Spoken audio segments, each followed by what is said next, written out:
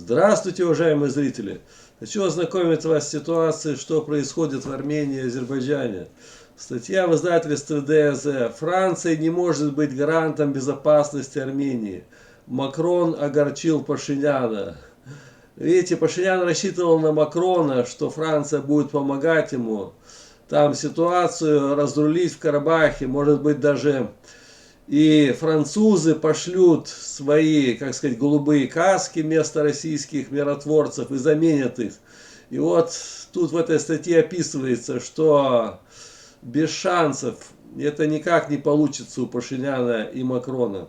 Так, накануне заседания правительства Пашинян заявил: если Россия по объективным или субъективным причинам не может обеспечить стабильность и безопасность в Карабахе, то она должна инициировать обсуждение в Совбезе ООН для придачи российскому контингенту мандата этого Совбеза ООН или поднять вопрос о направлении дополнительной многонациональной миротворческой группировки в Карабах. Но он намекает, что страны НАТО, французы, там может быть еще какие-то, должны послать своих миротворцев, так как российские миротворцы, 1960 человек, не выполняют эту задачу.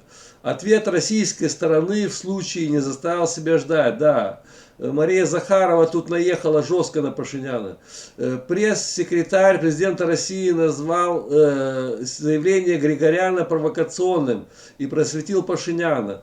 Для предоставления мандата ООН российским миротворцам, дислоцированным в Карабахе, и привлечения международных сил необходимо согласие конфликтующих сторон Армении и Азербайджана. Должен Азербайджан сделать заявку, а он никогда этого не сделает. Международные миротворцы могут быть привлечены при наличии договоренности между двумя сторонами конфликта. Речь идет не только об Армении, но и об Азербайджане. Это заявил Песков. Ну и Песков заявил, и потом Мария Захарова еще наехала на Пашиняна, что он вообще неадекват, типа уже так, я потом могу вам даже, сейчас сделаю ролик, сами посмотрите. Международные миротворцы не могут быть привлечены при наличии договоренности между двумя сторонами конфликта. Речь идет не только об Армении, но и об Азербайджане, заявил Песков.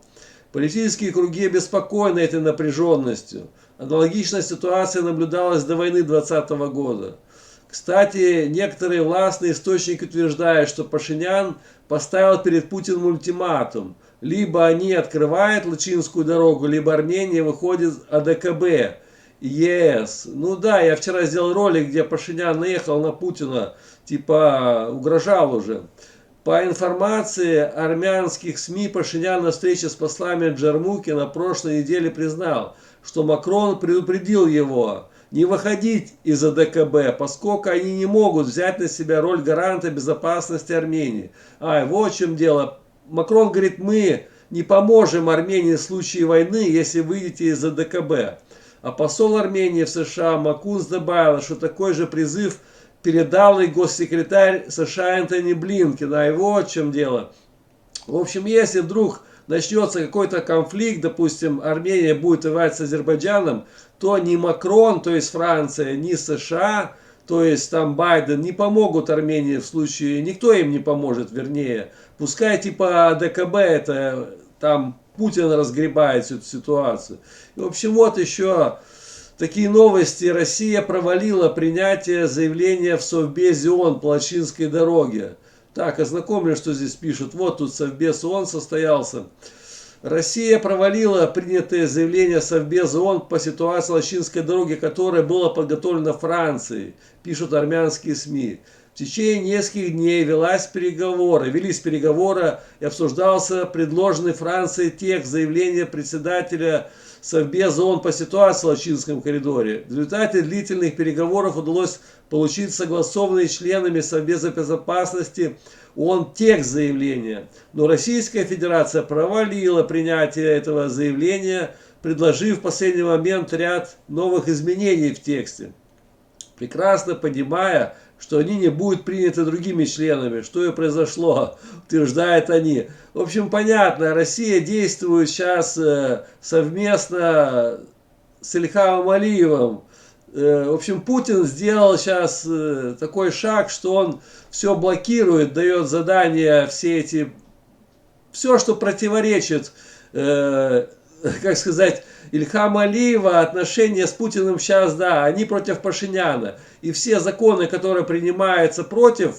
Азербайджана, они блокируют. И, в общем, Ильхам Алиев с Путиным хотят добиться, чтобы это Пашинян уступил Лачинскую конкретно дорогу, чтобы под контроль Азербайджана, чтобы там полностью все контролировала власть Азербайджана.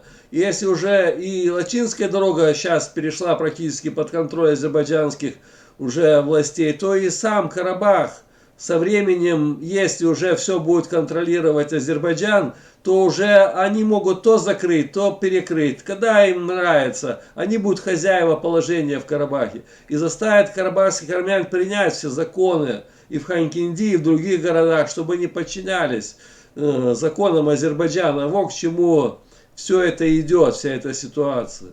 В общем, вот такие новости. Всем спасибо, всем пока, до новых встреч.